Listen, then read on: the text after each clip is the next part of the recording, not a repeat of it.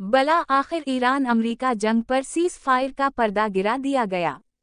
पाकिस्तान ने जो कोशिश करनी थी कि पाकिस्तान अब भी कोशिश में है कि कुछ बात बन जाए, मगर इसराइल और अमेरिका की नीयत और पॉलिसी जंग जारी रखने की है। अमेरिका का ये कहना कि सीज फायर में लफ्ज़ लेबनान नहीं था खुद एक जारहाना धोखा है।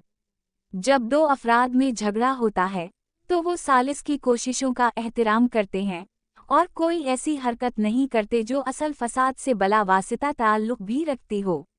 ऐन मुमकिन है सीज फायर की कोशिशों को अमेरिका और इसराइल ईरान की दिफाई कुव्वत का टेम्पो तोड़ने के लिए इस्तेमाल करना चाहते हूँ और अपनी शिकस्त खुर्दा कुव्वत को दोबारा मजतमा करना चाहते हूँ।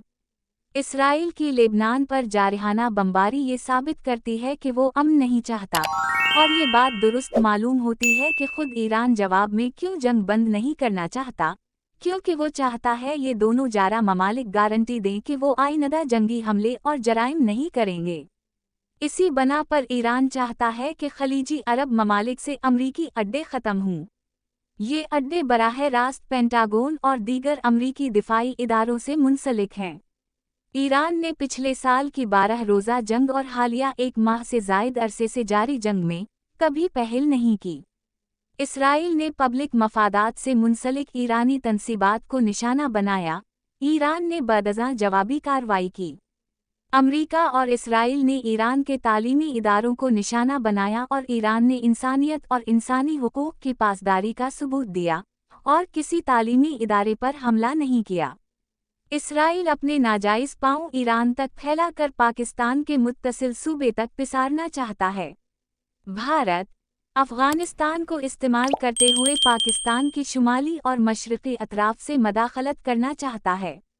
इन हालात में पाकिस्तान की अमन की कोशिशें पाकिस्तान की देरपा सालमियत के लिए ज़रूरी हैं। अगर बावजूद ज़रूरत पड़े तो पाकिस्तान का ज़्यादा झुकाव ईरान की तरफ होना ज़रूरी है। अब साबित हो चुका है कि अरब ममालिक ग्रेटर इसराइल के सूबे ही थे। इस जंग से इसराइल ने आखिरी किले ईरान को उलझाकर ईरान को मजबूर किया है कि वो इन सूबों के खिलाफ कार्रवाई करे जहां से हमला आवर दो ममालिक हमला आवर हो रहे थे। मगर इस तरह से इसराइल अपने सूबों को तबाह भी करना चाहता है ताकि ये सूबे जख्मी होकर तेल अवीव के मातहत गुलामों की तरह रहें। अगर ईरान यहाँ अमरीकी हट धर्मी और इसराइली बदमाशी के आगे अपने कौमी मफादात को सरेंडर कर देता है तो ईरान भी ग्रेटर इसराइल का सूबा ही बन जाएगा और पाकिस्तान इसका हमसाया, जिसको वो यानी इसराइल भारत की तरह दबाव और जारहियत का शिकार करता रहेगा, जिसका बुनियादी मकसद चाइना की सरहद तक अपने सूबों को फैलाना है। इस वक्त ईरान और पाकिस्तान को तहम्मुल मगर अक्लमंदी के साथ जुरत का मुजाहिरा जारी रखना होगा, क्योंकि बहर कैफ आखिर में अवाम को ही सब कुछ बर्दाश्त करना होता है।